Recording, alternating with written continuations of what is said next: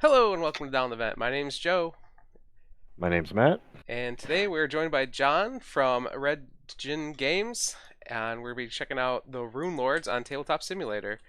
How you guys doing? This will be coming to Kickstarter soon, right, John? Yes, very soon. Actually, we'll be announcing a launch date here within the next week or so, and it will be 2020 for sure. Sweet, awesome. So we have something to look forward to in this terrible year. That's good. until after you go through this, and then you're like, figures 2020. Disconnect. Disconnect. Great. 2020 at it again. Terrible. No, I'm sure that's not the case here.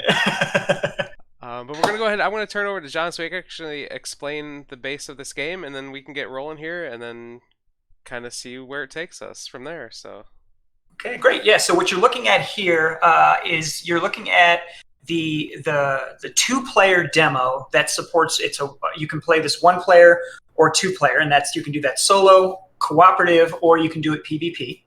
There are 4 Runelords in the base game, and then there'll be an exclusive for Kickstarter and some other things going on. But it is a 1 to 4 player game. But the demo that you're looking at here is only 2-player, and this is just the combat. And we're going to be playing a game mode, just a round or two, to show you kind of how everything works. The game mode is called Blitz. It's the fastest way to experience the Runelords, and it follows a very traditional faction-based approach where these Runelords have their own armies that are located in these decks that we have here, these sovereignty decks, and you'll be drawing into them, and you'll be entering into combat with the recruits you draw and abilities and things like that. And then if there's an optional game mode, which is one of the aspects that make this game very unique. It's called the Sovereignty Stage. And I'll be showing you that as well in a separate mod. But it's a very fast, rapid 12-round deck builder. And it's where you choose your Runelords, and then you take all of the cards that would normally be centric to them, and you would mix them into a single market, and then you'll just start to buy and deal with encounters, fight monsters, and then build your army over the course of 12 rounds. And then you would enter into this and fight. So you get all sorts of cool combos and stuff when you do the meta that way. And then the very last thing would be to show you how solo and co-op works, so you can just see how the AI system in the game works and how villains function and how you can jump into the various adventures and stuff. So there is a mod for an adventure demo as well. sweet. So that's the overview of the mods. So very specifically, to jump kind of into Blitz here, everyone watching this, I'm sure, and yourselves know the limitations of this amazing software, Tabletop. So there are going to be things that seem a little clunky at times because you have to change states and things like that. But other than that, we're super happy with the Tabletop Simulator as a platform. So we're really lucky to have this. So when you're looking at here is the deployment zone. I don't know where your specific cameras are, but I'm going to use the tabs here to point things out. I'm going to look at Vera's as an example. Sure. So Vera here, her deployment zones, you see that she has 1, 2, and 3, her zones here. And then she will be deploying recruits into these slots. And she starts out. And to get the game going, we have the recruits already separated into their own stack. And then you just would shuffle them before play. And then you would draw 2. Okay. And then shuffle the rest of the cards into your deck. So you guys can go and do that. Craven over here can do the same as well. So you would just shuffle that, and then you would place the 2 that you draw technically face down. Technically. But for right now, it's totally fine to share. Sure. And then you would do and you drew into 2 squires, okay. Gotta have squires. So. Yeah, so you start the game here with squires, and then you would start with your 2 in your zones, and there is a tiering system in the game. Green is the weakest, and then you've got blue, then you've got orange, then you've got purple. Purple's the legendaries, they're the unique guys that would have their own unique name, their own unique stories, and then below that you have all of the other recruits that are tiered up in power level. So you guys drew into all blues, which is exceptionally rare because there's only a set number of those. But you guys have your lowest recruits here that are out. So when you're playing the game, we'll be scoring by placing your face token here onto this track. And the rules of Blitz in the rulebook would explain this, but I'll talk you through it really quick. Basically, whenever you kill something, you're going to score points equal to their tier. And then blue recruits will give you 2. And you would start here on 0. And then in this game mode, the first to 10 would win the game. Gotcha. So you're going to try and kill as many guys as you can just to get there. Like I said, Blitz is just a straight punch each other in the face, get into combat kind of thing.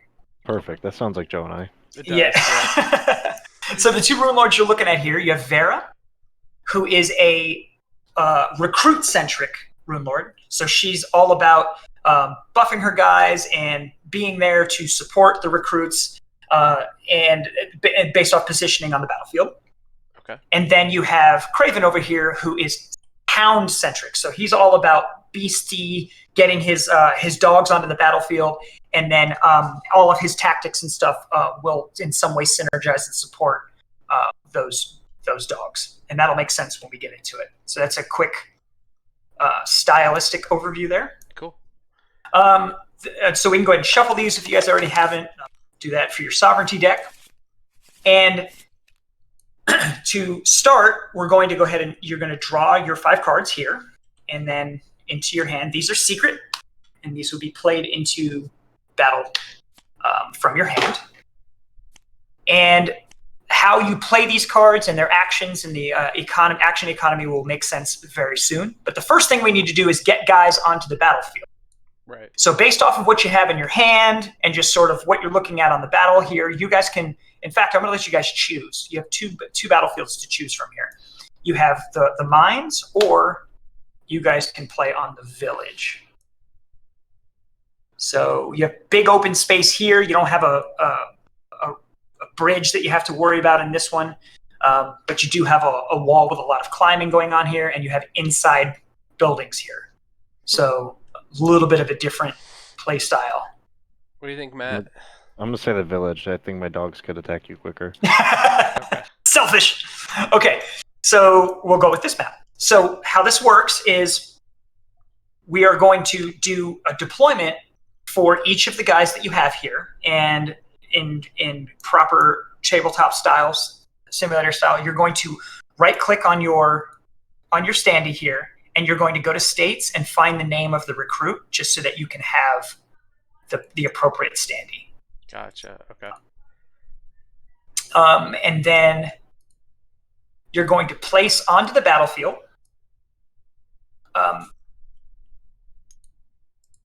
you would go anywhere on the battlefield not within 3 of an enemy. And since the battlefield is wide open right now, pretty much you go all you want. Now, so you guys can choose who goes first by any house rule that you like. Joe can go You guys first. play a lot of games together, so you probably have one already. I can go first. Thanks, Matt. And that's it. That's the system. That's a good house rule. I'm sorry. We'd normally use Schwazi, I think. You want to put two fingers on one phone? No, I'm good. It works. All right, I'm out there. So then if you'll see on the bases, you'll have an arrow, and you must always face a hex face. Okay. Yeah, that's what I figured. So there you go. And then so she's out. Now you would do yours, or whoever you want to deploy. And not within 3 of an enemy. And then you can see this guy has a deploy ability. If you read his card, he has a deploy ability right there. And his deploy says to spawn 2 force hounds on available adjacent hexes. So you see these tokens that you have over here? Mm-hmm. These are your support tokens. They can be mercenaries or they can be hounds, and they are double-sided. So he's looking for the hounds. So you would go ahead and grab 2 of these, flip them to the hound side, and you would place them on any of these hexes here surrounding him. I can't believe you're cheating already. Already. Good thing he didn't draw 2 of these like you drew 2 squires. He would be really far ahead. Yeah. Okay, great. And you can obviously see they're facing. So how facing works in this game, just so you know, because some skirmish games have rules for that. Ours is very lax. You can face any direction during the activation of that recruit. It doesn't matter. It's free. Okay. When you end that activation, though, wherever you're facing, you're stuck there until the next activation. Okay. So that's how that works. And then, so now we go back to you and to Vera. Now Vera can place a squire anywhere, not within 3 of an enemy. I feel like she's good at keeping them close and keeping them buffed from what I've So now, yes. And if you actually read the squire here, the squire has the ability to inspire. That's what that icon means. You can inspire guys within 3. So you want to have your squire sort of in position to be able to, like, clean somebody's armor. Right. Gotcha. And then while we have this here, I'll use this as an opportunity to, if you guys can zoom in for your viewers on the hex faces here. Yep.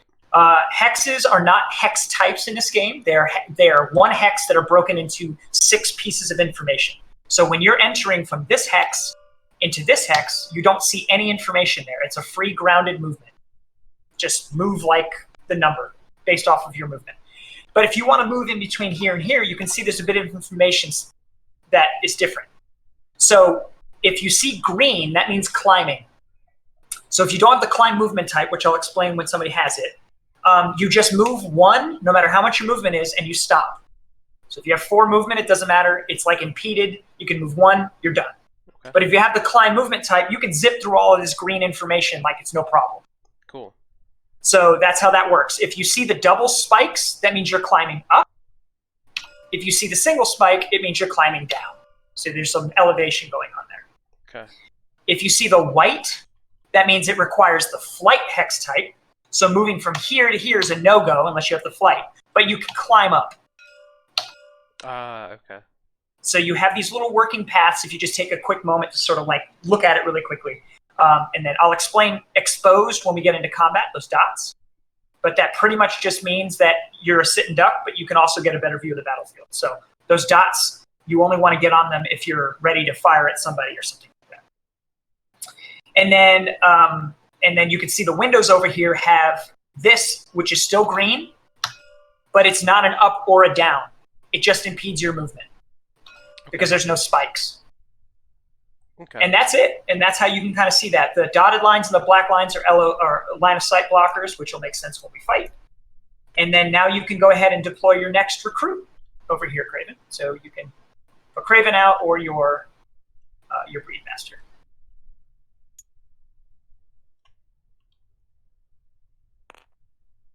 Sweet. You're just clustering them all up. There is AoE in this game, guys, so be aware. Just giving you a heads up. Cool. Good So, yeah. So now back to the final squire. All right. Ah! And then now Craven. And you can see their movement ratings on their cards very clearly at the top of their information sections. So she's going to move 4 hexes. He's going to move 5 hexes. Oh, yeah. Okay. That squire's got some wheels. And, yeah, so there you can kind of see how that all works. Great, so everything is loaded. So the very last thing now that we do is we have these colored player markers. These can mean different things in different game types. In this game type, you only need 1 of them. And you're going to place this anywhere on the battlefield, not within 3 of an enemy. And for the rest of the game, when something dies and you put a new guy out, they spawn on or adjacent to this. Okay.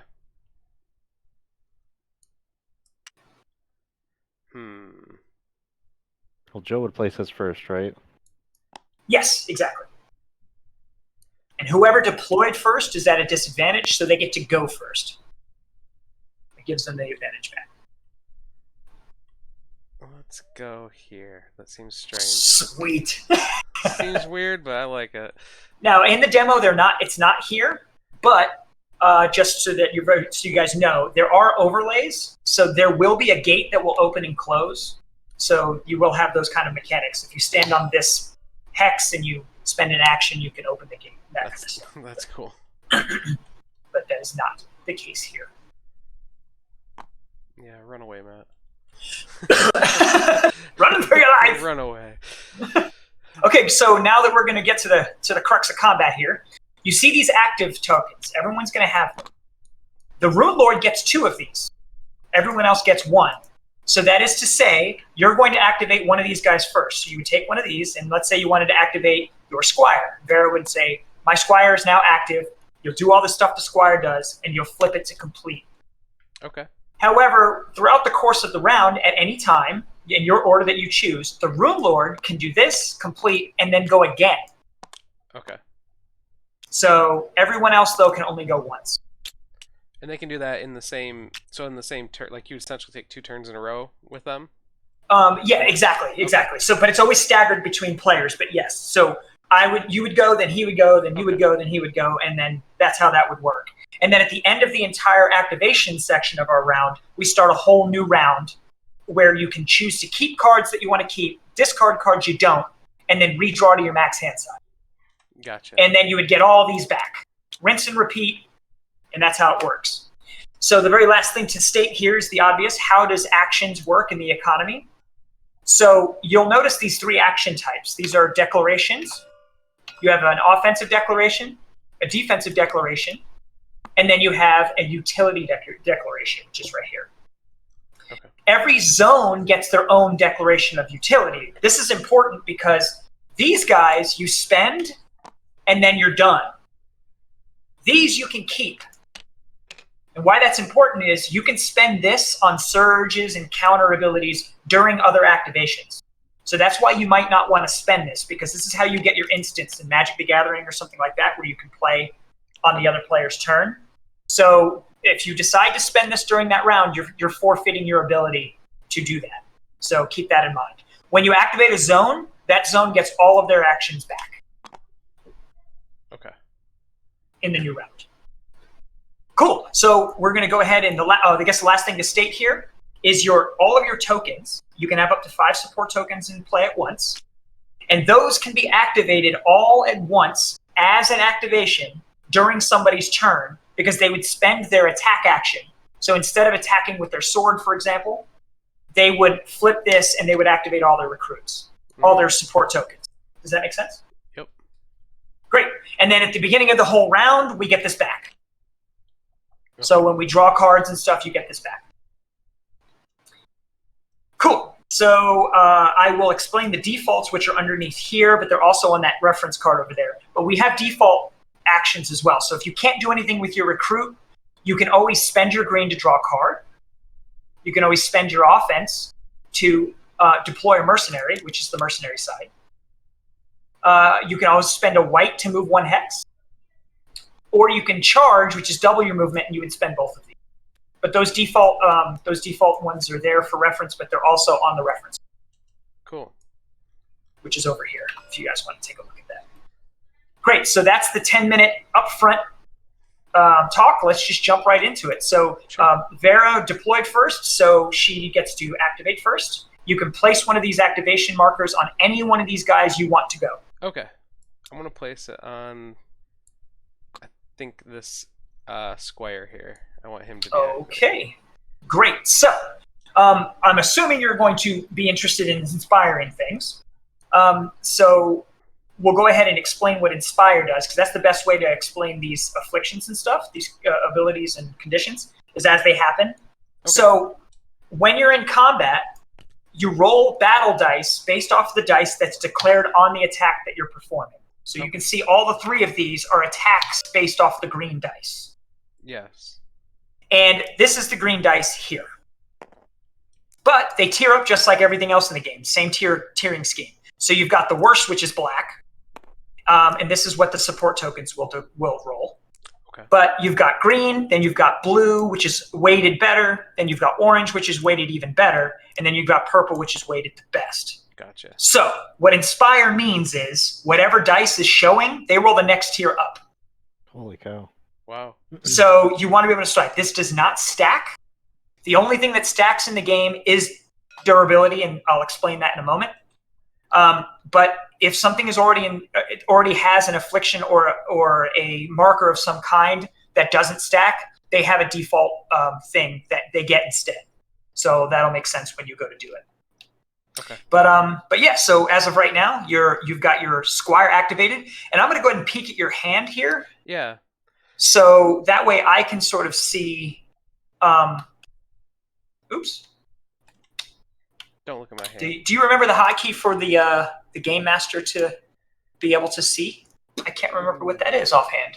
I do not know that.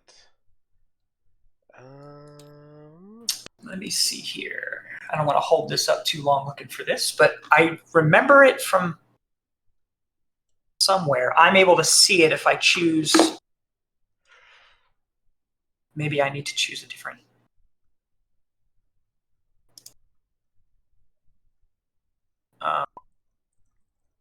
Maybe that's why. Yeah, there it is. I just had to choose the game master color. Gotcha. Cool. I can see your hands now. Great. So looking at your situation here, so if you drew into a facilitator, I want to talk about those because that's what the Runelords is all about, and you're gonna want to plan your round accordingly. Okay. But so how you level up your Runelord in combat during play is you have to draw into a facilitator, and when you draw into a facilitator, they'll explain that you discard the facilitator and you get to move one of these up. And you get to choose which one of these level ups you want to do. So think about it kind of like unlocking abilities in Diablo, for example. You would basically just be like, oh, I want to unlock Grace. And then you would spend a facilitator from your hand, and then you now can move one additional hex. Gotcha. Because your Grace is now enhanced. Your speed is now enhanced. If you wanted to get 5 extra health, you would do Fortitude, and so on. Okay. As you can see, Wit increases your battle dice. Gotcha. So you can level up this and you can start rolling better. Gotcha. So if you have a facilitator, the only caveat is if you activate your Runelord, you just discard the card. Nothing happens. If you do it on a Squire, for example, you would kill the Squire to do it. So this is actually sounds like a bad thing, but it's lore friendly to the books. So anybody that read the Runelord series would understand why that is. But you would take the endowment from them, but it also frees it up. So let's say you didn't want 2 Squires. Mm-hmm. You would just crank out the first activation. You would just crank out the ability, maybe get in an attack. And then next time you would just get rid of it and then deploy a new guy. Okay. So you would save your facilitator to free up a deployment zone. Okay.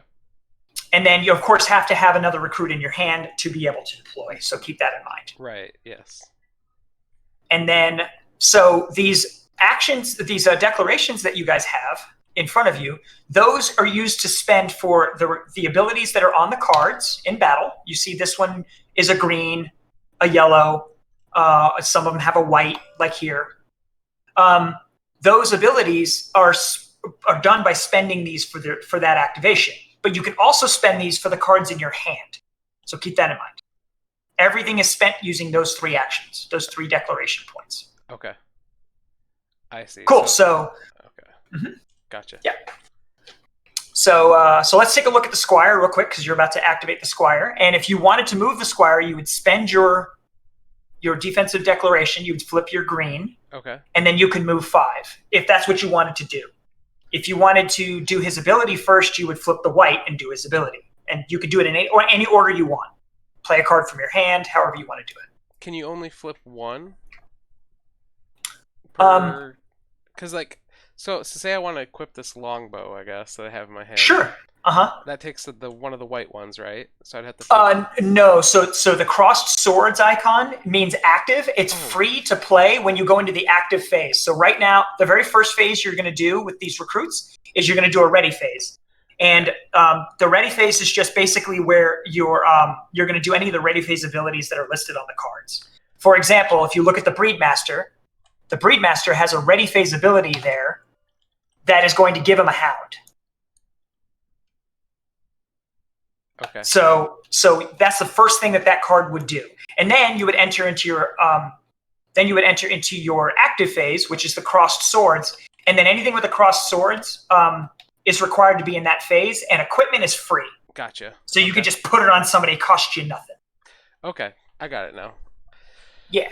All right, so I can either spend a green, white, or yellow during this phase, or yeah. Okay. Well, shoot. That changes. Actually. So, do they have to be? I'm guessing they have to be in line of sight for me to do the green, have them gain shield. Okay, so I would have to move them before I could do that, anyways. Yes, Well, there are some cards that don't require it, but that one does, yeah. okay. Well, I guess to start off, could I activate the other squire then? And then Sure, of course. Mhm. I'll use the yellow. Okay. So do I just flip it over? Yep. To give Vara a shield?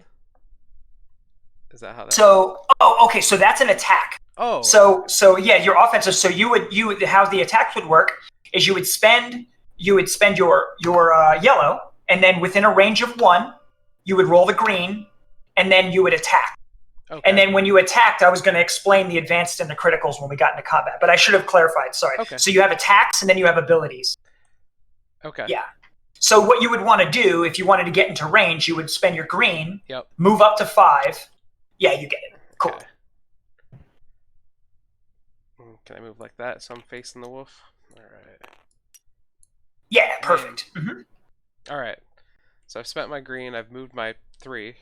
That's Okay. all I needed. So. And then now you can attack, or you could, because you're still within range, you could spend your white and inspire Vera. Okay. If you wanted to, or you could, or of course you could wait and then have the squire come in and inspire both of them. However you want to play that. Yeah. Okay. Hey Joe, Yeah. Space Dandy said kill all your squires, you coward. Kill all my squires? Okay, thanks, Space Dandy. I just had one run up on a wolf, so I'm sure that's what's going to happen. I want to attack, though. Let's go with that. Sure. Okay, great. So you're going to roll the green dice. Okay. And how this works is, so it's a progressive combat system. And anybody that saw our previous campaign would know that our combat system used to be a D20, and you just basically, how well you rolled, you did better things. The system is exactly the same. It's just done on D6s now. Okay. So instead of adding defense and offense and then finding out what your final number is, the D20 system, it's now all the information is on the dice. So when you roll this, you're going to see how many wounds you deal, and you're going to see the effects that fire off. So in this situation, you rolled a 1, which is like the lowest roll on this particular dice. Of course. So yeah. So you would deal 1 damage, and that would be the end of it. However, if you had rolled that, you would deal 2 damage, but you would also get the triangle ability that's listed, the advanced ability that's listed on the card. Oh. So you would deal an additional damage. If you happen to have rolled that, that's the critical side of this dice. You would have dealt 3 damage, 4 damage, and then you would have also, an ally of your choice would have gained durability. Gotcha. So it's a progressive combat system. The better you roll, the more stuff happens. Cool. Okay. So in this particular situation, you can either reroll now that you know, or you could just deal the 1 damage. Nope. Be fair. Yep, I'll deal the 1 damage. Okay. So you would go over here onto the direwolf, and we would click this once on the left, and you would get yourself 1 damage. Okay. And how much health? So, it says at the top 4 health for the yes, direwolf. in the top you can see that they have that there. Yep. And typical, when they run out of life, they die. Yep. And then you would get points equal to it. Great. So that's how that works. So you still have your white left. Yeah. So if you wanted to inspire, you could. You could play a card from your hand. You could, which I would recommend this one. Whoops. I would highly recommend that one. Is it that one? Okay. Yeah. Yeah. Yes. Take it from your hand. Actually, both of them are really good. You have these 2 are both very, very good. So whichever one you would like to do. This is a really good play. Matt tried to pull it from my hand, so let's play a trap. Okay, great. He's got a bunch of dogs. So. Here's how this works. So traps have a range of 2, and these are your trap tokens. You can have up to 3 of your color on the battlefield at once. Okay. You have basic traps, which are the white icon. You have advanced traps, which are the red icons. Gotcha. This is obviously showing a basic trap. So within 2, you can discard. You're going to discard this card. Okay. You're going to spend your white. Yep. Oops, I spent the wrong one. There we go. There we go. And then now you're just going to place this on any hex within 2, and the arrow is the direction of the trap that matters for orientation on the trap cards that are drawn. Gotcha. All right. Okay, great. So now what triggers this is if anyone moves into or out of a hex that is on or adjacent to one of these traps, it is going to fire off the trap. You're going to remove it from play, and you're going to draw from this trap deck and do what it says. Okay. And that's all you have to worry about with that. So he can avoid triggering this if he just doesn't move, or if he has cards that allow him to dance around things like that. But that's how that works currently. So Cool. yep. And so now you would flip your active marker here over to complete. Okay. And now you can choose anybody you would like, Craven. You can go ahead and activate any of your guys that you would like. So I want to use this. My third card over. Okay, perfect. And who are you going to activate? Well, I don't want to get rid of anyone because I don't have anyone. Perfect. No, that's great. So you would activate him. So you'd put an active marker on your Runelord. Yep. On the top or on however you want to do it. Yeah, wherever you'd like. And then you would place this into your discard. And then just like that, you get to move one of your vassals. These little meeples represent the follower that gave you the rune of power. Okay. Does this affect everyone or just the Runelord? Just the Runelord, yep. Just the Runelord, okay. So you can get extra dice. On this, when you roll, now that you've seen the triangle and the star, these should make better sense. You could deal more damage on when you with brawn, or you could. Yeah, but you're going to roll the blue dice, which is a good choice. So now you have your declarations all open to you. And there's some synergies to point out. Some cards self-synergize, and this is a good example of one. So Craven can spend a white to get a dog, right? But if you had no other dogs on the battlefield, look what his critical is on his attack. After this attack, you may immediately activate one of your dogs. But if you didn't have a dog on the battlefield, obviously that wouldn't be smart. So you would, if you could, you would want to get that. You would want to get that on the battlefield first. Gotcha. But you, fortunately, because of your direwolves, you already have dogs on the battlefield, so you could use that white for other things, which is nice. Freed up that economy there. Okay. So can he do anything else this turn, or I thought the facilitator was his whole turn? Oh, that's it. That's just you did that when you activated the zone. That's all. Oh, okay. That's the only rules of the facility. Now he just activates as normal. Oh, okay, cool. Yep.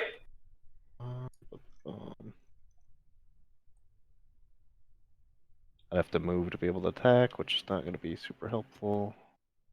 You can also, if you have any equipment in your hand, you can always place equipment for free, because if it has the double swords, which so you don't have to worry about this card. This one's a really good card. And your max hand size is 5, guys, just so you know. Your max hand size is 5. Okay. But your max hand size can increase, obviously, if you raise your voice up. That's going to give you your max hand size to go larger. Can I play this one? Yep, and it would replace the 2 cards that you've played. It's a good card cycle for sure. So you would just play that for free because it's in the active phase, and you would just draw 2 cards. Wow.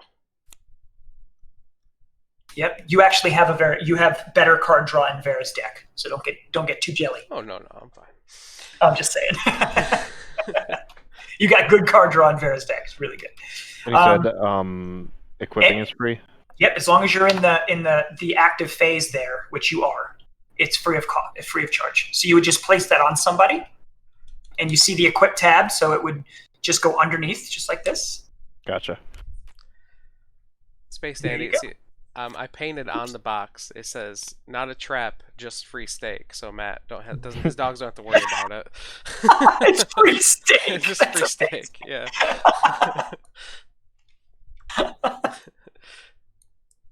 Nothing to worry about here, folks. Yeah. Oh, I see. So it doesn't stack. It's one attack or the other, right? Yeah, exactly. You get to now choose. You're just increasing your declaration economy as you play the game. Mm-hmm. Gotcha. Oh, that's a range of 3 though, so I could attack with them now. Mm-hmm. And it might not always be better, but keep in mind that because you're on your Runelord, this is any attack. If you take a look at that tab, right? So you're going to roll the blue dice with this whip. Wow. Man, Joe, we were just talking about whips earlier. We were. In private? Wait a minute. What's going on here? Oddly enough, related to RPG campaign. Yeah. Oh, my camera. All right, I'm gonna attack with this guy. So I'm gonna use. It was the most underrated weapon in way back in 2nd edition. The weapon was so good. In D&D 2nd edition, I should say. I'm gonna use the Wild Scourge Whip. So it's got a range of 3. Which would I attack my own guys, or can I? No, you would just whipping your dogs to death. Yeah. No, you would attack an enemy. Yeah. Some cards do say that this particular, like there's a healer in the game that allows you to choose between attacking your friendlies or not, but this does not let you do that. I would allow it, man. I'm just saying. Permission granted. Oh, did you just? Oh, okay. I thought you rolled a critical. No. All right. So you rolled a basic attack on this one as well. So you're going to deal 2 damage. You did not fire off an advanced or critical because there's no triangle or star, but you did deal 2 damage. And who are you attacking? I guess, Matt. This guy. Oh, you're within 3 of that guy. Yeah, well, 2. Or never mind. I was gonna say Craven's not. Undo. Yeah. Don't worry about that. Okay. You can move first. Forget what it did. The advantage to not moving in this game is that you get that default card draw, which is really nice. Obviously, he doesn't need it, but this is a good thing to remember for your ranged recruits, because once you get your ranged recruits in range, they don't have to move. So they're a really good source of card draw in the game. That's cool.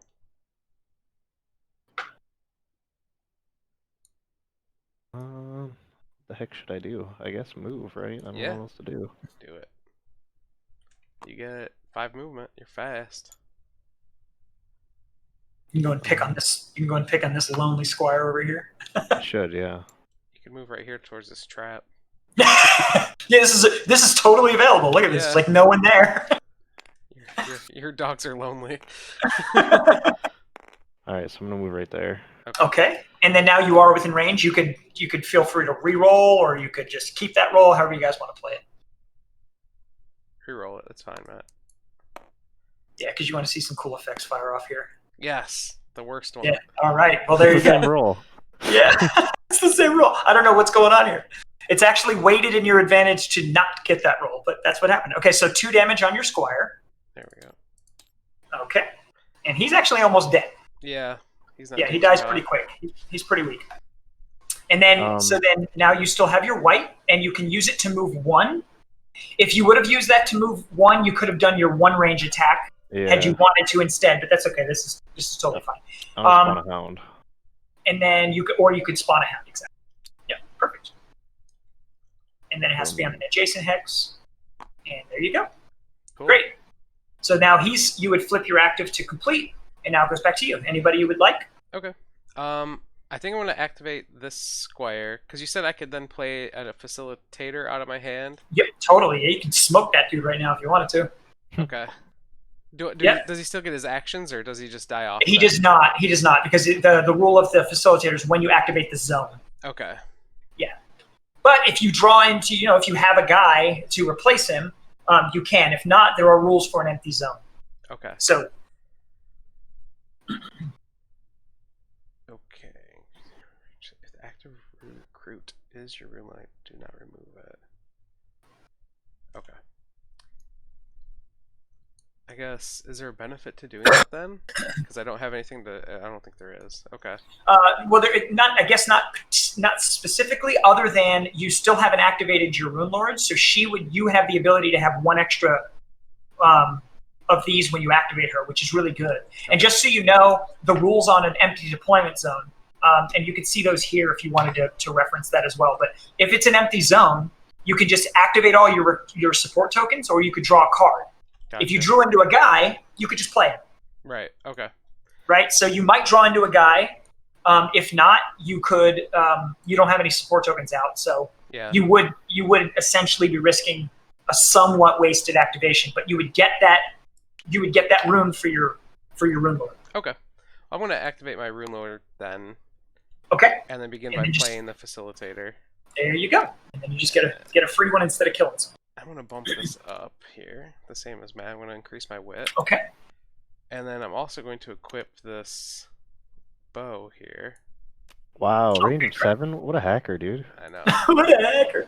Now, this definitely does not mean that what you did is a bad play by any means, but just to give you an understanding of kind of how things synergize in the game, because she has Inspire type of cards and synergies in her deck, she doesn't have to prioritize the wit upgrade as much as other recruits may.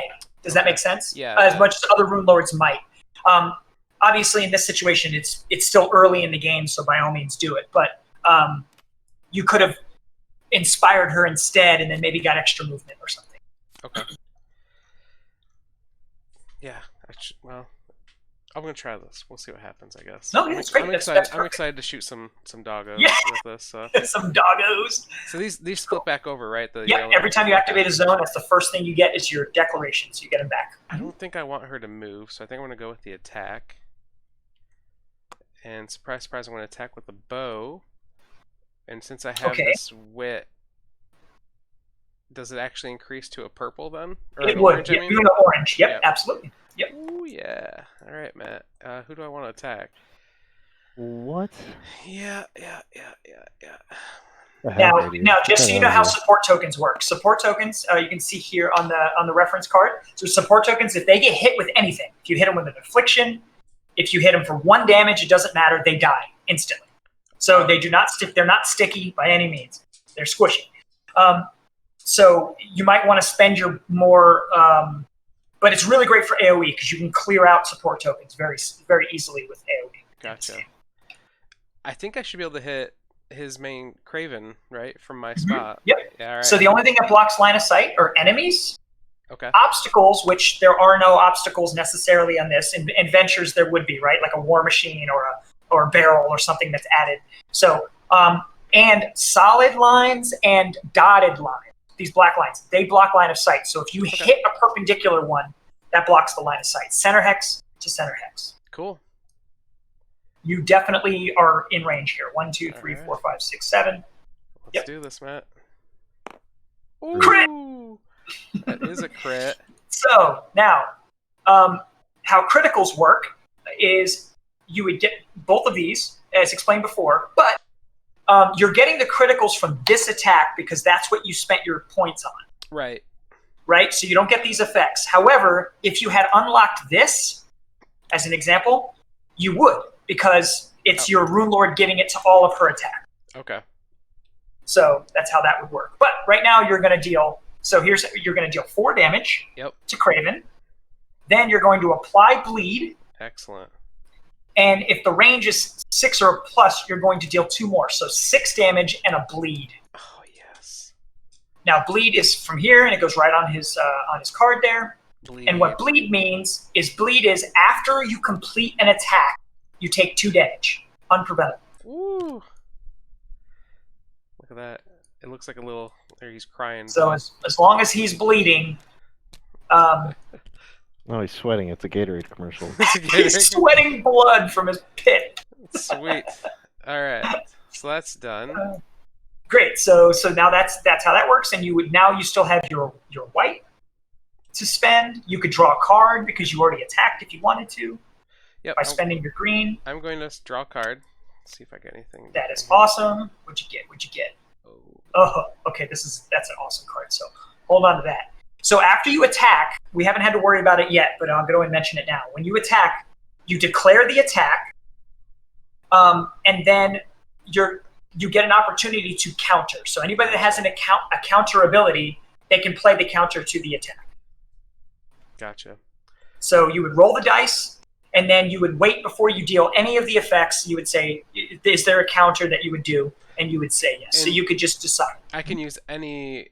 If you need a token, you can use any of their tokens, right, to play it? Well, it would be based... So, right, if you were countering an attack on her, she would have to have her white available. Okay. I have a quick question. Sure. So could I have used this? Ooh, let me take a look. I'm going. Where am I at? Oh, you did have one. I'm sorry. Too many things looking at here. My fault. Yeah, so what this would be is an allied force hound or monstrous recruit within 3 of the attacked recruit may block. 150%. You could have done that. Your dog would have blocked, became the new target, and would have died. Yep. Can I do that? Totally my fault that I didn't tell you, so you guys play that how you want to. So you wanted to shoot a dog anyway, so I mean... Fine. That would be... You explode the dog at 6 damage. Yeah. And he's bleeding. But yes, that is how you would have done it. He would have rolled his dice, and then you would have decided, I think I'm going to counter that. Yep. No, he can't, though, right? Because he doesn't have his available token on his... Oh, did you have an available open? No, you spent it to summon a dog. It has to be this guy? So no, Okay. So the answer is no, you couldn't have. But yes, that's how that card would work, though. I don't have that in my hand, Joe. Ha! Take your 6 damage and bleed. That's hilarious. Welcome Good catch on that. Welcome to the danger zone. All right, I'm gonna use conscription to spawn 2 tokens unavailable adjacent hexes. So. And then that's what you're spending your white on, correct? Yes. Yep. Perfect. Yep. So you get your mercs. Cool. And I'm complete. Okay, so then now it goes back to you. Hmm. And you can see how once you get the economy down and you know what these cards are, these turns start to fly by. You have to sort of like start to pace yourself and be like, oh, give me a second. Yeah. You know, because the game starts to pick up pace big time. What is the blue foot symbol? So that is cripple. And what cripple does is cripple would remove movement types, meaning you can't climb, you can't fly, you can't swim, you can't wade. And it also gives you -2 to your movement. So whatever your movement is, you're at a -2. So I see Vera has a little symbol next to her movement. Is that... It looks like a wing, kind of. Is that... Yes, so that's to remind you that your grace is giving you a bonus to your movement. Oh, okay. And this is to remind you that your fortitude is helping your health, and your dice is pitched by your wit. Okay. Just a little reminder. That's why no one else has them. Cool. Gotcha. If I spawned a dog right here, would it just set off the trap? No, you have to move into. Okay. Yeah. You have to move into or exit. See her range. Yeah, we spawning and deploying used to do that, and then people would just do this. Oh yeah. And it would just get so out of hand. It felt good at first. We thought that was funny. We thought it was cool, but then you can have up to 3 traps out. Right. Like it got stupid. So spawning and deploying does not set off traps. Can I move through characters? Friendlies, yes. Enemies, no. Okay. Is there any kind of attack of opportunity? Yes. So if you exit a front hex of an enemy that has a melee attack, you take 1 point of damage. Oh, Okay. Okay. And this one's not loading. Which way is this character facing? It's pointing right towards your wolf. Okay. Oh This no, one. it didn't load. Do you want me to delete it and try and reload it? It's fine. Okay. There you go. Did that fix it? Let me switch states. Maybe it'll reload properly. I don't know if that worked for you, Matt. Okay, so I'm gonna activate this zone, which means I spawn Alrighty. 1 Force Hound. Oh, jeez. Getting the dogs out. And this is what Craven's all about, right? Like he really just wants to get these dogs out and just start synergizing. And they have really great movement. Yeah, How do and I when they activate kill them? something, they get to move. So you can spend an attack action from anyone. Okay. And then you can just flip this over and activate all your dogs or all your mercenaries or whatever you have out. Or you have cards that are allowing you to activate, right? You have a Houndmaster in here that will let you activate. You have his ability here is critical. You have your whip. So yeah, you have all sorts of different ways to get the dogs to activate. Okay. I'm gonna use this green to draw a card, actually.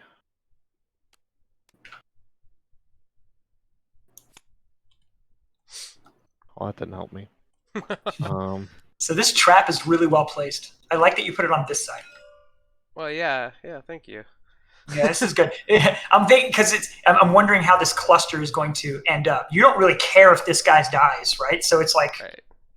So your color base cannot set off your color trap. Okay. But if you are in an AOE of a trap, everyone's getting hit. Right. So be cautious of that. Okay. I want to activate my dogs with the attack. All right, doggy time. All right, so all of your dogs, you can do it in any order you would like, and they do not spend actions. They just attack and they move in either order. That's it. And you can see on their reference card here that they roll black dice. Which is now green dice, right? Which is now, did you play a card that No. The no. never mind, This that is only just affects for you. him. Yeah, that only affects him. Yeah. Right. But you do have like Alpha Howl. You have some really cool cards in here that will get them I mean, going. I don't have any of them, but you know. So, but they're in there. Yeah. So. Let's move that one there. We'll leave that one alone so it doesn't explode. And I guess we'll just attack with those 3. Okay. Yeah. So you would move and attack, do them back to back in any order, but make sure you finish one before moving on to the next. Okay. Well, he'll move and attack then. Okay. One damage. Which way did he attack? He attacked. Oh, over there. I got you. I see. Yeah. So he would deal 1 damage, exactly. Did they have And a down as you can ability? see, this particular support token does not. There are some things that, so if you got intimidated and you're rolling the black dice, this still allows your recruits to fire off the triangles. Gotcha. Yeah, but those they just don't have them. Yeah. Okay. Yeah, I gave him his But it still damage. dealt 1 damage, so that's good. He Okay. is almost dead. And And then, well, they move 5, right? So, yeah, oh, yeah, no, they can't get over there. and he would die immediately to provocation. Yeah, so Mm-hmm. we'll attack with this one. He's gonna stay stationary. Alrighty. And another point of damage to this guy. Oh. This guy will move here and attack. Oddly enough, I know it's only rolling 1 damage because the dice is so bad, but 50% of these sides say miss on them. So you're actually rolling really well on the black dice. Wow. Of course. Yeah, you're just not rolling really well on the dice that deal crazy damage. But yeah, so that's some more damage. Now let me explain what the rear flanks do, and you can see that by flipping this over if you want a quick diagram. So red dice is just red hearts are just physical wounds. They just deal wounds like normal. Purple hearts are the same, except they can't be prevented. So if you have durability, for example, that's just straight up 1-for-1 preventing damage. But if you flank somebody, it's all purple hearts, so you can't defend against that. You can't prevent that. If you go directly behind, you deal an additional damage. So this is the ideal flank. So really, I should have moved in there then. Yep, and I would say Yeah, do that, and yeah, then do you that. deal an additional damage, and that would actually would it kill? No, it won't. It does. It hurts the other guy more than that.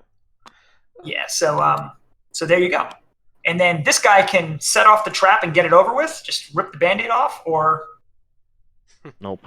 No. he's saying nope. They're gonna stay there the whole game. Okay. I'm gonna spend this though, and I'm gonna put a trap out. Oh, sneaky. Oh no! Who's playing the trap over here? Is it you're activating this Breedmaster, guy, so yeah. you can go. I can put it right here. Yes, you could. I mean, you could also like set it out in the open just to prevent movement, or. But yeah, No, that's I like this idea. This is perfect. that's the play. Yep. No. All right, wait, no, let's do this. Sure. No, Yeah, there you this. Yeah. Okay. Okay. And that's hers. And then this gets flipped. Perfect. So now you are done. So now it goes back to you, and you can use. Do you have 2 more actives, markers that you can place, and they can go on the Squire or on Vera because she could go again. I think I'm gonna take another shot with Vera. Okay, and then you would flip your white over because it's the only declaration you needed to get back. Oh, okay. They get that back too. Yeah, everyone gets all of their stuff back every time. Yep. Wow. Okay. So first thing, I'm just gonna fire off that bow again at Craven over here. Okay. Come on. Oh. Oh my goodness! All right. All right. Well, now did you have your? No, you don't have that available. So Correct. never mind. But so 2 more damage. Drats. I was hoping to finish him. All right. Let me think here. I think I'm gonna How many use points are each dead person worth? Or is it 1 or? So for blue. 2, 3, 4. Oh, right. Yeah, that's how it would be. I'm gonna draw a card with my green. Oh, I should have drew first. Why am I drawing last? Yeah, that's an important thing to remember. Okay. Well. I do that in Hearthstone all the time, and I play a lot of Hearthstone. But that's one of the bad habits that I have. Alright, I want to flip this to move an ally I control 2 spaces. Can I move this guy? With that ability? Let's see here. Which guy are you? I'm trying to find your hand here. This- Sorry, my fault. this guy right Oh, there here. you are. Oh, sorry. Gotcha. Yeah. So you're activating. Vera's, doing what? Battlefield ability. Move an ally. Oh yeah, sure. Exactly. You can just move any ally you control. Yep. That's Okay. it. I want to move him back 1. That will activate the trap, right? Yes, it will. So before you move, because Okay. he would be vulnerable to the trap. Excellent. So now what you're going to do is you're going to remove this trap, Okay. And then you're gonna whoever Craven here, you're gonna draw the top card. Come on, hurt everyone. Go ahead, Craven. Here it goes. And then you would reveal that. So you've drawn into poison darts. So the arrow, as you can see, is going to matter. So it's going to be based off of the arrow. But since it's a white trap, it's a basic. You're rolling the green dice. So go ahead and roll the green dice.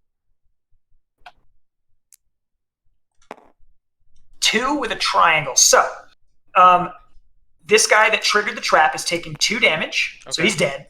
Yep. So he's going to die. And then the arrows are going to go in the direction the trap was facing. So this guy's dead. Oh, wait. I'm sorry. Was that a critical? Yeah. Never mind. If it would have critical, you would have killed that mercenary. Gotcha. It was facing this way, right? No. I think he chose to face it at an angle. And then you would always do the default effect, which is apply poison in that row.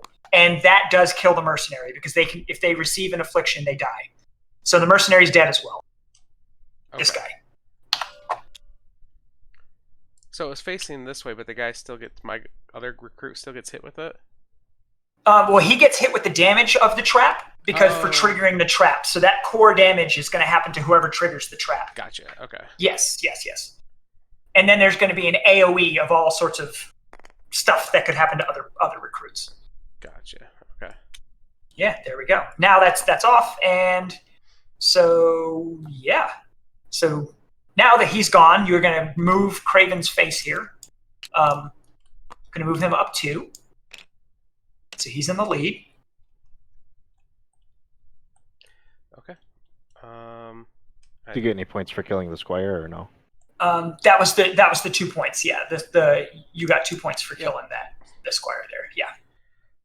Or the token. I mean the mercenary. Oh no score for the support tokens. Yeah. All right. I'm done. That's all I got. So.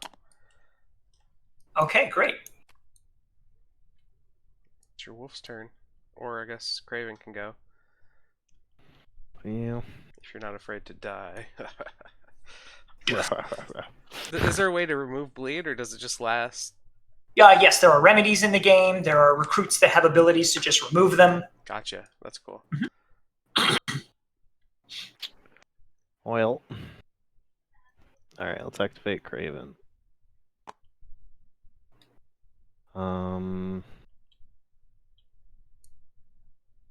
He gets that back. Let's attack? Do I want to attack? Yeah, let's attack. And are you attacking with the whip, I'm guessing? Yep. Okay. So just so you know what haste is, because I want you have that gain 1 haste ability here. What haste is haste does not stack just like everything else, but it goes on your guy. And as you can see by what it looks like, this is a bankable white utility action, utility declaration. So it's bankable. Really great for Craven when he gets behind on dogs. So, did you just smoke 2 squires in the same round? Did you kill my other 4 squire? damage and a crit and whatever, but I know that guy was almost dead. Yeah. So, wait, but you rolled a crit there, right? Yeah. And you did that with your whip, so now you get to do both of those effects. So after this attack, you may immediately activate a force hound you control. And then that's your advanced ability, but then you would do it again for your critical ability. So you get to do 2. Okay. But I get 2 points for killing that dude. Bye. Yep. Good night. 2 points there. Wow. Let's activate. Man, I don't want this wolf to die, but I don't think I have a choice. He'll be fine. He has lots Well, of his health. deployability's done already, right? Like. Yeah, but I just don't have any other ones to. Now, remember, at the end of every round, you get to discard your entire hand if you want and draw a whole new hand. Oh. So, and to start the game, you have a 1 in 5 chance to draw into a recruit. So as the game goes by, your chances of drawing recruits get so much higher, especially if you're dumping your hand every round. Gotcha. You're gonna draw recruits.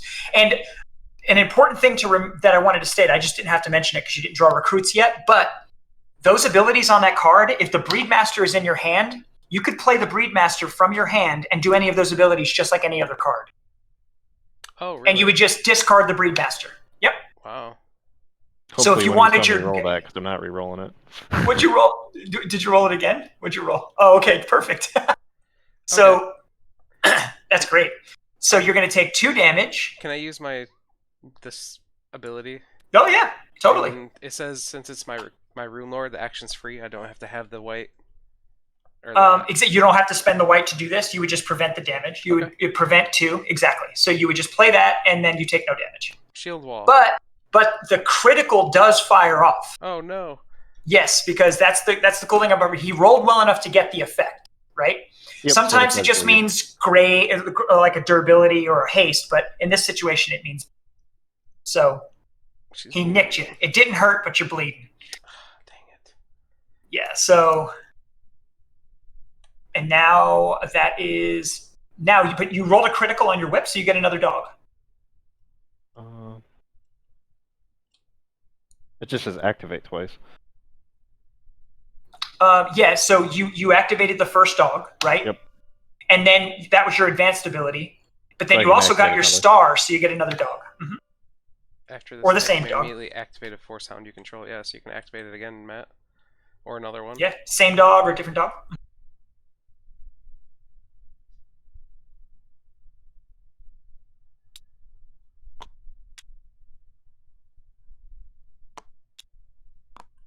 Nice. And did you get another crit? You got another crit. Wow. Beautiful. So 2 damage. And since you already have a bleed, you take an additional damage. That's how that works. Dang. All right. So 3 damage. And damage starts to compound exceptionally over time. So that's why Runelords are so good, because they get a kind of a get out of jail free card a few times here with Fortitude. Right. But you'll be chasing that. And draw a card. Okay. Cool. Perfect. Great. Were you all done then? Yeah. Okay. So I'm gonna activate. I can still activate this zone, correct? Even though there's yes. So now you're activating the zone, and what's going to happen is you just follow the empty zone rules. So you can choose to activate your 1 mercenary right now, or you can draw a card. Can I? Oh, okay. Can I play a facilitator if there's no one there? No, Okay. You'd have to play it. Yeah, exactly. Because the only one that would be able to do it would be her. Gotcha. Because you'd need a recruit to do that one. Yeah. Gotcha. Okay. If the zone is empty, you may draw or card or activate all the tokens you control. And you only have 1 merc out right now, so yeah. I would probably draw a card. If you draw into a recruit, you get to play it. Wow, you guys are going to draw nothing but recruits later, and it's what's crazy. Obviously, if we had been playing a full game of this, of course, but what's crazy about games like this is you end up with so many powerful options when all you have in your hand are recruits, because you can do all of their crazy abilities like as abilities. So you get better attacks, better movement. You get all sorts of cool stuff you can do. So recruit heavy hands late game is a lot of damage. So, but it's cool. I am done. Your turn, man. Yeah.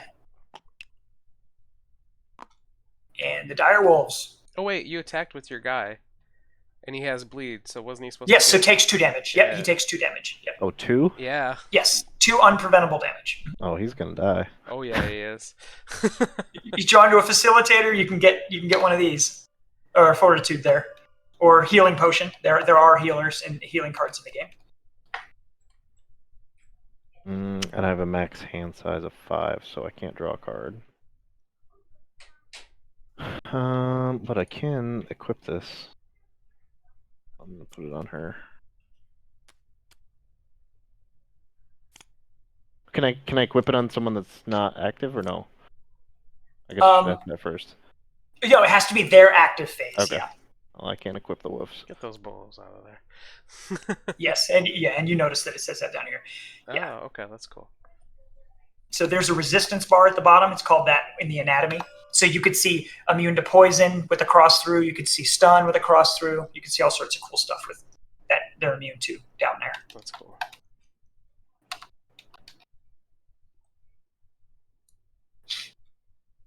I don't even want to move them. Arguably, Craven should have moved before Vera got to activate again, so he could have got out of the way of that nastiness, but he took so much damage from a distance, it's crazy. That's right. Oh, yeah, I guess I should have moved away. I didn't think about that. Hey, you drew a Yeah, card. yeah. That's- You're that's- learning the game. It's always just like, what is looking at cards instead Drawing of the cards is just as deep important. strategy. Yeah. It can be. Right, it can be. Man, I don't know what to do. Come on, rip the Band-Aid off. They can't sit there Yeah, all game. you would if this trap wasn't there, right? You could just move. I It guess might I'll not move. even deal damage, right? It might only deal a point of damage. It might not do anything. All right, I'll move. Okay, so Alright. first thing you're gonna do is leave that there, draw a card, right here, and it's fire a fire mine. mine. Excellent. So okay, so you're gonna go ahead and roll the green dice because it's a white trap, and then yeah, see, all that's sweating it. man. So it's going to apply burn to the dire wolves because that's the default effect, but it's only taking 1 damage. It doesn't suffer knockback. It doesn't do any of that, right? So, yeah. So go ahead and do that. And now, how burn works is at the end of turn, you take 2 unpreventable damage. Cool. Dang. So if I would have done 1 more damage, Yeah. Yeah. Yep. they would have died. He would have died at the end of the round. Yep, Dang. for sure. Well, see, all you guys are slowly dying. That's a benefit. I guess a bonus. Yes. Yeah, they're going to die over time. Excellent. Now, when a Runelord dies, it doesn't end this game mode. You just keep playing and deploying out there, but you do lose one of these activation markers. And then, of course, the opponent scores the points for the Runelord. Gotcha. And they're worth 4 points because they're purple? Yes. Right. Mhm. Okay, so I'm gonna move there and then attack. He gets Green die? green die. 1! Perfect. As planned. Just as planned, yeah.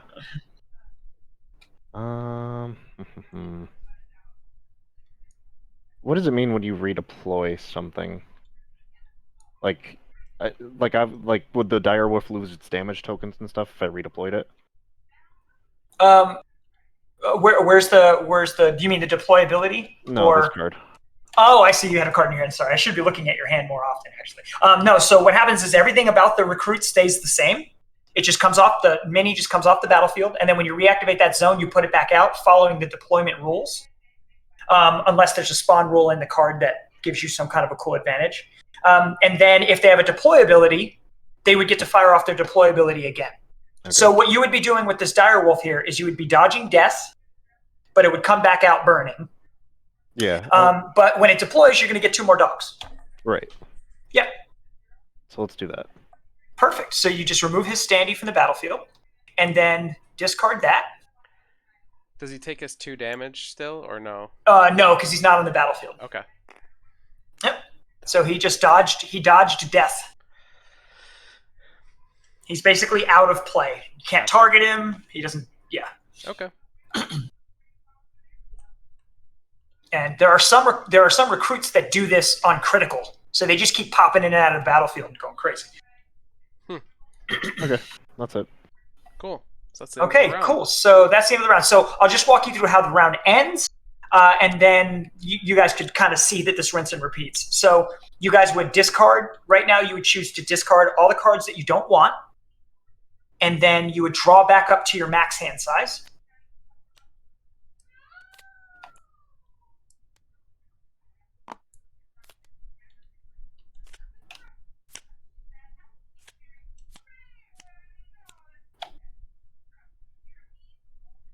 And you can have more than 1 item equipped? Or... You can only have you can't have more than one of the same type. So you can have an armor, you can have a shield, you can have a sword, Okay. and you can have an item, but you can't have 2 items, 2 swords. You get it. Got it.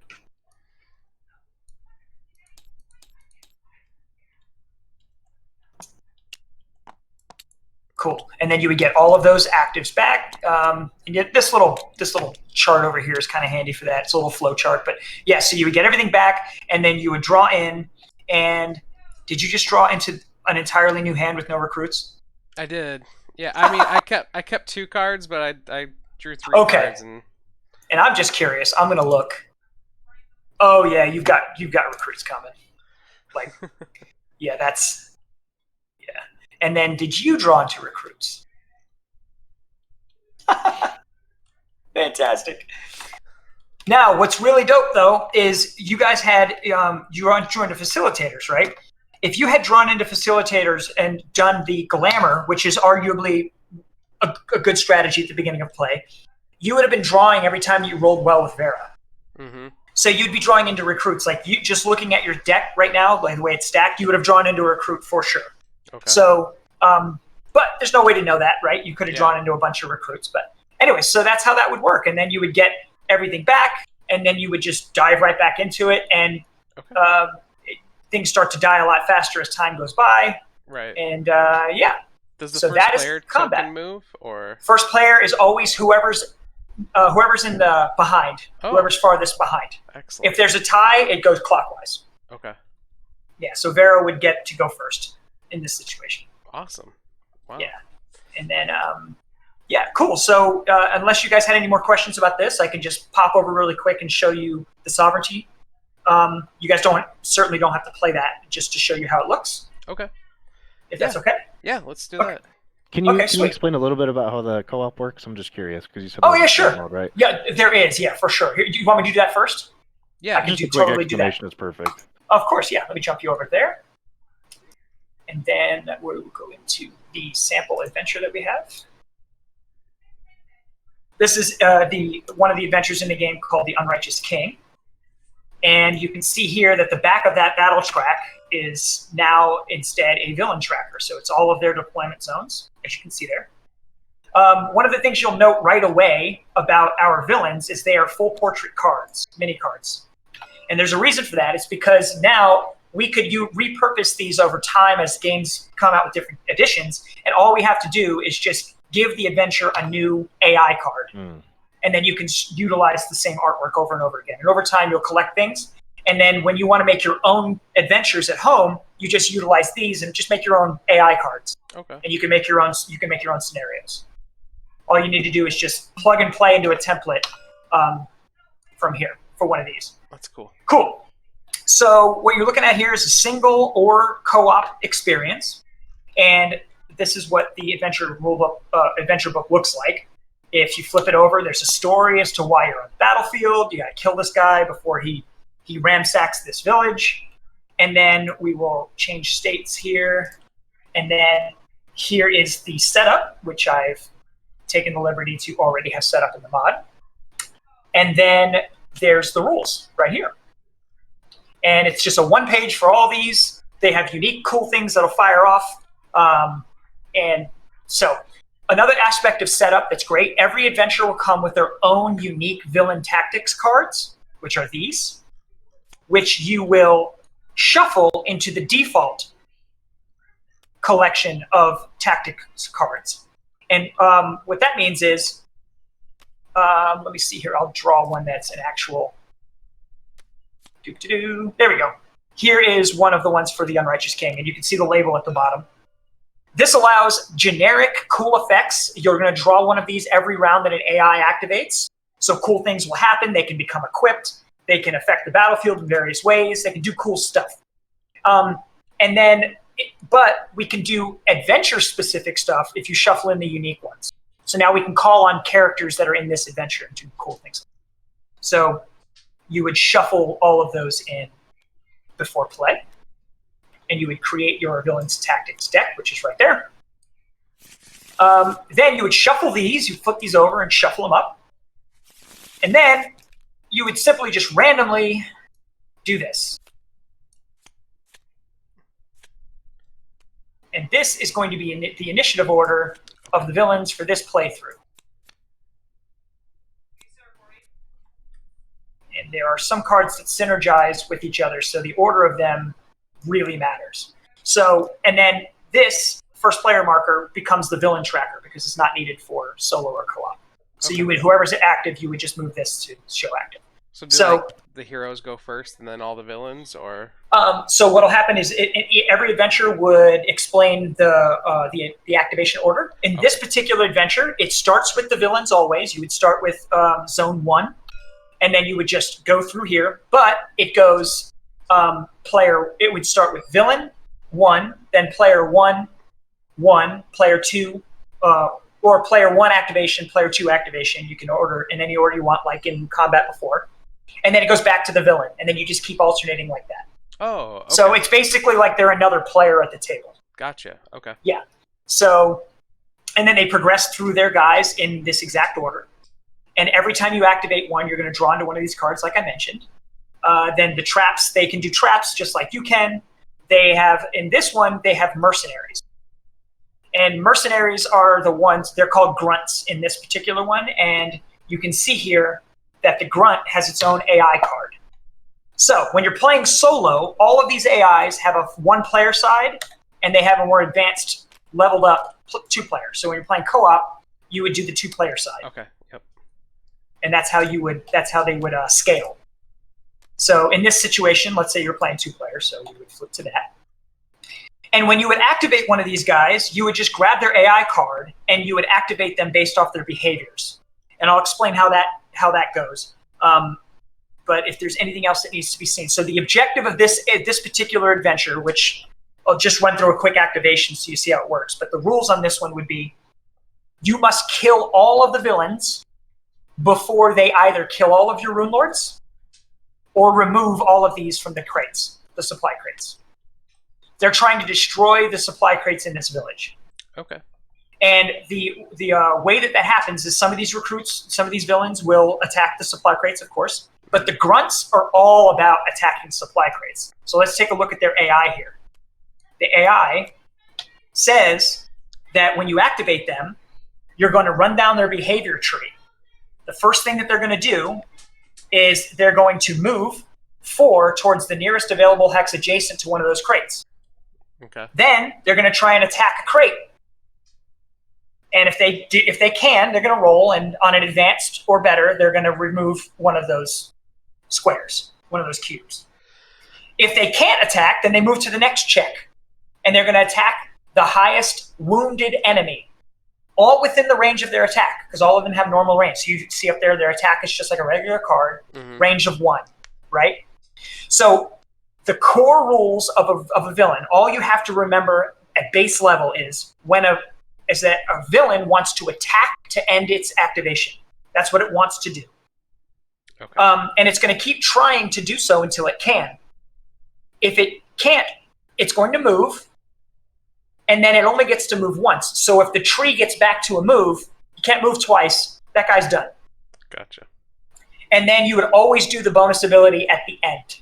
And the bonus ability in this particular case would say move 2 towards the nearest available hex adjacent to one of those, right? So let's say that we were activating, let's say that just for this example, let's say we're activating the first guy.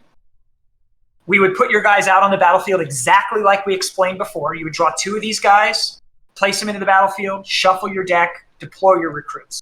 Mm-hmm. That's how both players would do.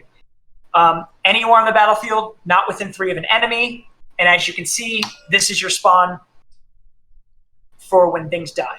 Okay. So familiar to what you guys just experienced.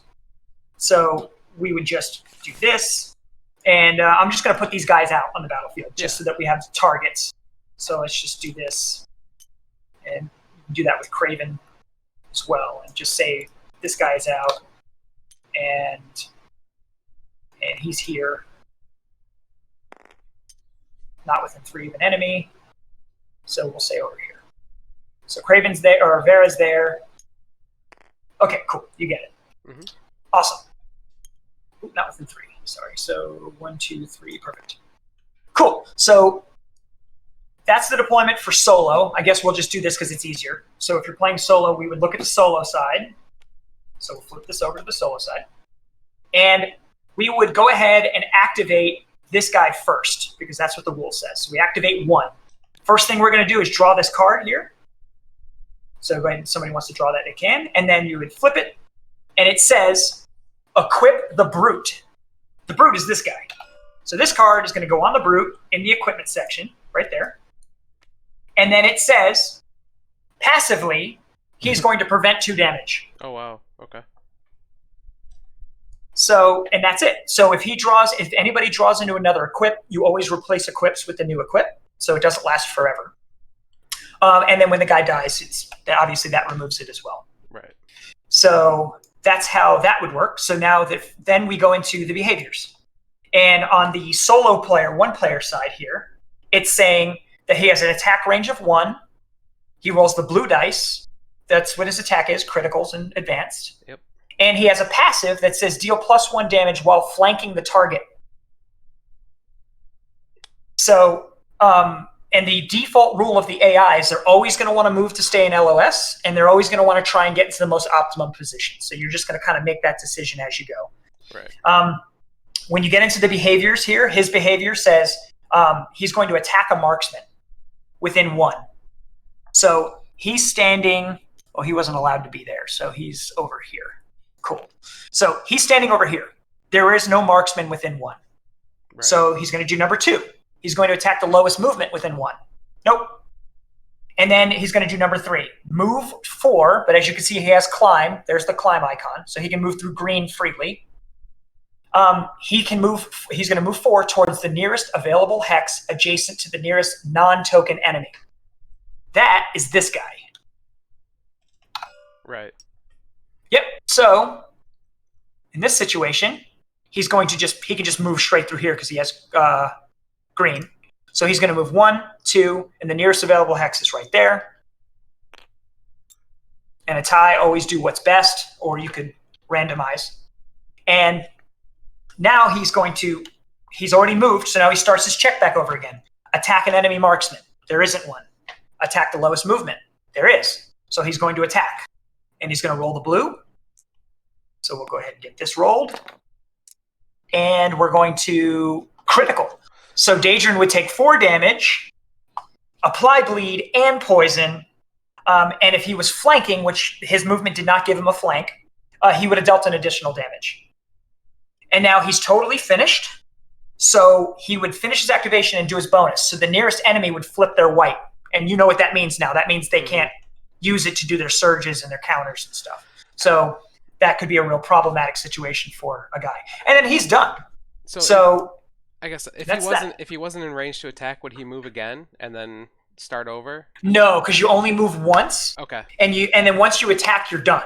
Okay. So you're either going to keep checking until you go to your second movement and you're done, or you're going to keep going until you attack. Okay. All right. That's yep. Cool. And that's how that system would work. And then you can obviously imagine how deep that could go because you can start calling on various Runelord or whatever specific you wanted. And then it would go to a player, they would activate, and then next player would activate in co-op.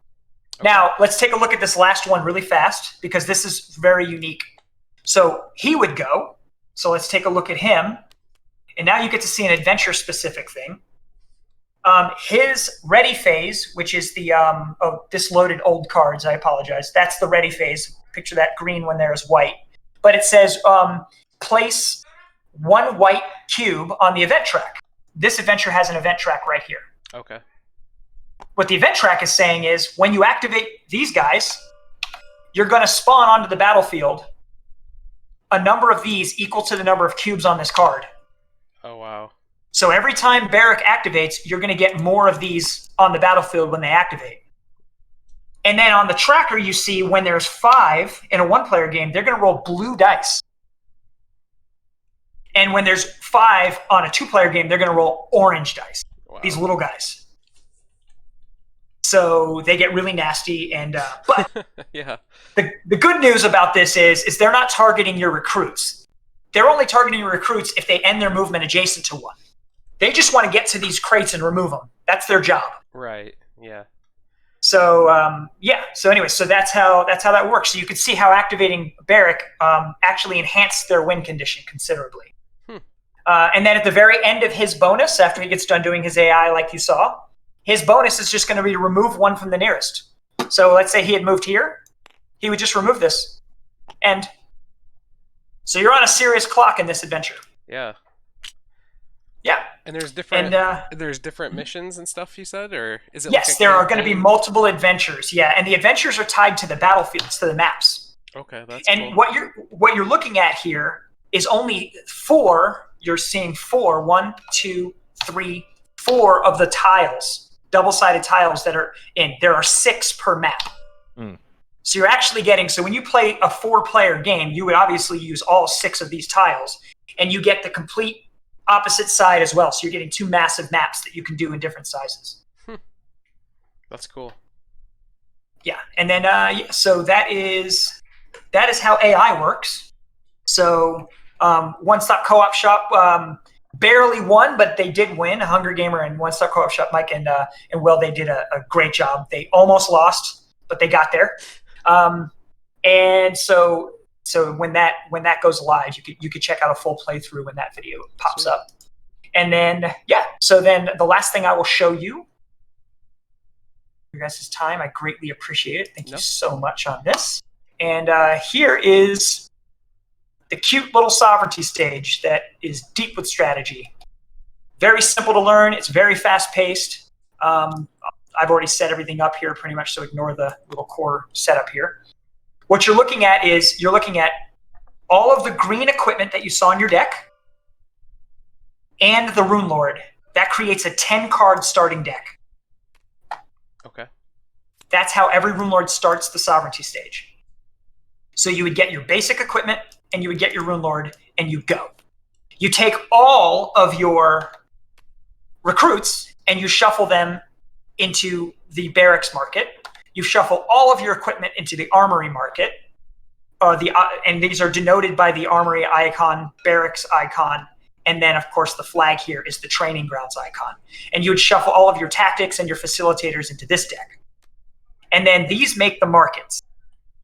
So you would just shuffle these up, and then you would create marketplaces that go above, and you can see these little divider cards. They come in the box. And you can see that your market deck goes below it, and your available market goes above it. And this is the available market that's going to be during the purchase phase that you get to buy from. And then when you have your journey, how you create your journey deck is it's denoted very clearly here on this diagram. But for a 2-player game, every fourth round of play is going to be a PvP card. So I would do 1, 2, 3, 4. 4, and then 1, 2, 3, 4, 5, 6. Yeah, 6, because it's every 3 rounds, exactly. So just making sure I did this right. And then you would place a single PvP card on the bottom of that. And then you would do it over here. 1, 2, 3, 4, 5, 6. And then you would place a single PvP card underneath that. Oops. This. And then you obviously would do this with the last. Right. And then you would stack them. And then you don't shuffle this again. Okay. And there are 10 in the base game, 10 journey PvP cards. And that'll make sense when as I explain this really quickly. So what'll happen is let's flip this over here. There is the setup, and then great. So here's your phases of play. Just so I wanted to, in case you wanted to look at that while I was talking. So the first thing that you're going to do is shuffle your decks. Where'd that go? Holy crap! I don't know. That went bonkers. Yeah. It sounds like it was flying away. Yeah. So here, There we go. there's this. Okay. So you would do that. You would flip this one over, the Craven deck here, and you would shuffle that. And then you guys would draw and reveal 5 cards.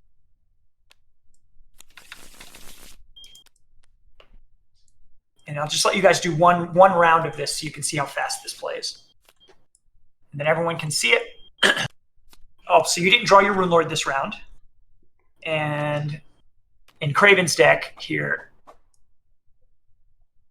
Oh wait, there's more cards up here. Oh, is there? Where'd it go? I found it. It was like up in the sky, and I grabbed it, and it flew away. Oh, there's another card here. That Tabletop Simulator did not like that. There we go. There's Vera. Okay. So here, you know what? Let's have Oh my god. And now where did his deck go? It's Over here? Here. Yeah. What the heck is happening, Tabletop? Trying to make this crazy? That's hilarious. There you go. I don't know what's going on there. So we're gonna flip this and give you Vera just for this one round of examples. So Okay. now here's how this works. These cards over here are nuts. So we'll let Vera go first. Okay. And the very first thing you want to do is you're going to draw your journey card. So you're going to top deck this journey deck and then reveal it. Whoa. Hold on. There you go. And you would reveal it. And then you would just read what it says. This is your private journey. This happens just for your character. And it says, reveal the top 2 cards of the barracks deck. You may also purchase from the revealed cards this round. So you get an expanded market. So you get to do this. You get to go flip like this. And obviously in real life, you would just put these someplace that makes sense. Right. And then when you're buying from this, you have access to 4 cards to choose from, right? And then you would just discard this. That was your journey. And then now Craven would draw top deck from the journey. And then flip that over, and let's see what his is. Okay, you got an encounter, so he's going to fight a Noman. So how this works is you must choose. To avoid this encounter, you have to discard 1 card from your hand. And then this just goes away. Or you could choose to fight it. So looking at your hand, you can see his health at the top is 11. You're going to need to roll better than an 11, but you have your Runelord in your hand. And influence in this game is given based off of the tier. And you can take a look at it right here. Cards influence. So purples are giving you 4. So as you can see right there, it tells you at the bottom, it tells you here that you're going to get influence added to this dice roll based off your hand. Okay. So it's a very simple system. I think you can beat it. So you would roll the red dice if you wanted to fight it. So technically he has 8 influence in his hand, right? Because he has 4. Exactly. Yep. Yep. Okay. Mm-hmm. And then he would add it to 8, 9, 10. That wasn't even a roll. Here, I'm going to roll it. There we go. There you go. Perfect. So you beat it, and then you would do the victory. If you would have failed, you would have done the defeat. But you did a victory. So you would search the armory and get yourself an orange equipment and put it in your hand. So you would just go ahead and right-click on your armory here, on the armory there, and then grab any orange equipment that you see, that you want, and add it to your hand. And why that's important is you now have that much more influence for the purchase phase.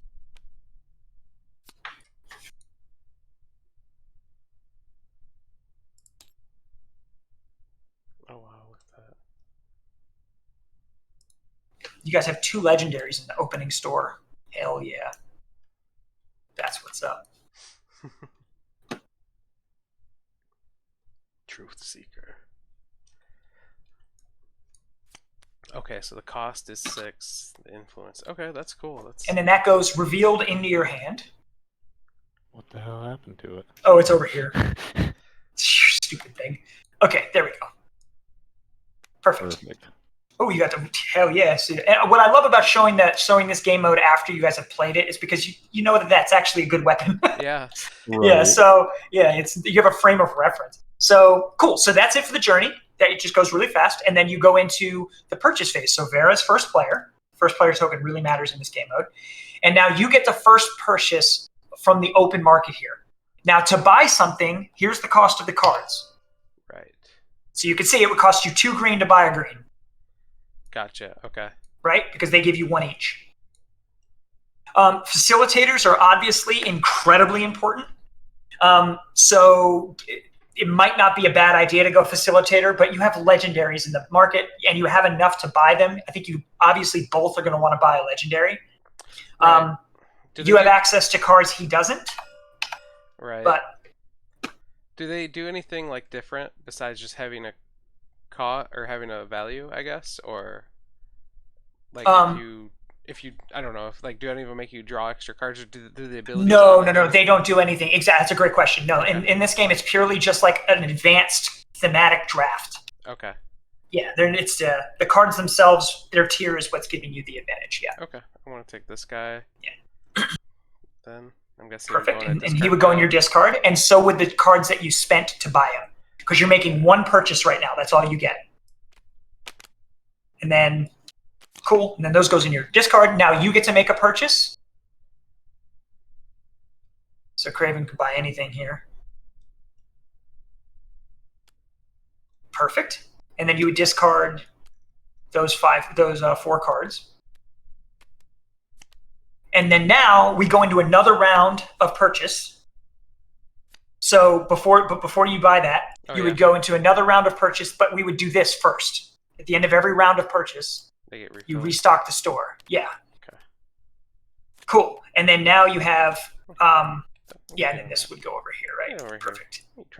Trying to cheat the system? Get that out of there. Yeah, there we go. But so he's still got more resources here, influence to deal with, right? So then now you have, so now it goes back to Vera. So Vera now gets to make a choice.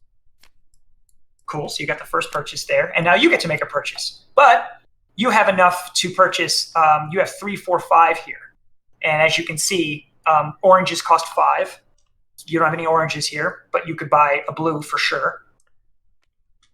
And then those are going to get shuffled back in there. Exactly. Yeah. Okay. Perfect. And we know the whip is good. Whip it good. Now, what's great about it is in this situation, Vera has these, like the Squire, for example, would be incredible for Craven. Just to be able to get the Inspire into his deck is just awesome. Because if he doesn't have to worry about concentrating on spending on wit, he could maybe enhance, grace or something better. So, and then at the end of the round, we would restock the store on all fronts. You would discard any remaining cards in your hand, draw 5 more, start over. This goes over to the next player. Clock. Now, only last thing to show you is that eventually you're going to hit a PvP card.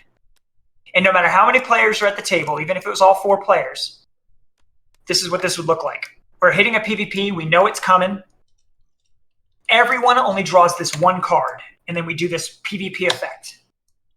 And we drew battle plans. Starting with first player would select a type of card, and then you would choose the icon, and then you would draw a card from your deck. And then if the drawn card is the chosen one that you selected, that you declared, you get to keep repeating the process. And you would get to keep all of the cards that you drew this way. Okay. And then it would go around the table. Everyone gets to do the exact same thing off of this one card. And then it says here, there's a little caveat. If this is the final journey card, whoever draws the most gets to go first during combat. So this would be a cool card to draw in the last play. However, some of these cards, like I believe this one, is combat. So you're fighting a skirmish. Some of these cards allow you to steal cards from other players. They allow you to sabotage other players. So these PvP cards they can swing the game into the favor of somebody that actually was not having a great game. Because they get access to cards that maybe they were hated on early on in the game. And that's how it works. And then when you hit the last card of this deck, you're done. You take the exact deck, all the cards you bought, shuffle them, and you fight. Oh, so that you take this and go into the skirmish mode of the game. Yep, exactly. Oh, wow. This is an optional pre-combat system where you're building the deck, building your army before combat. And as you can imagine, 4 different Runelords worth of recruits in this market is insane. You're getting like crazy synergies and crazy far-fetched combos that bring so much replayability to this game. It's crazy. But again, if you don't have time for the deck builder, you can just jump straight into combat and just use the pre-generated decks. Right. Wow. Yeah, so that is how the deck builder, solo, co-op, and PvP works. And all of it scales exactly the same. What you guys experienced in PvP, just it works with 4 players. Okay. That's crazy how much you've got into this one. Like how many different variations there are. So yeah, that's neat. It was important to us that they weren't mandatory. Like we didn't want to make people feel like they had to do all this stuff. They don't. It's just there if you want that extra depth. Yeah. Because when we introduce a Runelord 2 years from now, we want you to be able to knock the dust off of a Runelord you haven't played in 2 years and be like, wow, this guy's cards in Vera's deck would be bonkers. I haven't played Vera in a long time. So deck build and Vera comes out of the box. That's awesome. That's kind of how, and the game expands by doing new adventures, new map tiles, new Runelords, and obviously each Runelord comes with their own mini. Base game, the core game will have miniatures for the Runelords themselves, and then there are big bad guys and all sorts of other ways to implement cool miniatures into the game by add-ons. We're not making that mandatory, so we can keep the cost of the game down. And yeah. Very cool. Yeah, that's awesome. This is exciting. Yeah, cool. So I'm really glad you guys took the time to have a look at all of that. Thank you so much. Yeah. I think the co-op is usually up, at least for me and Matt, we really enjoy co-ops, so that's probably more up our alley, but I know Sweet. other guys in our groups really like the PvP aspect, so it's cool that you have both as options, so that's neat. Yeah, and we're looking forward to Legacy. We do have an entire Legacy system designed, but we're not going to incorporate that in this because that was some of the feedback we had before. It was a little too much, and it was too much more components, costs, all sorts of other things.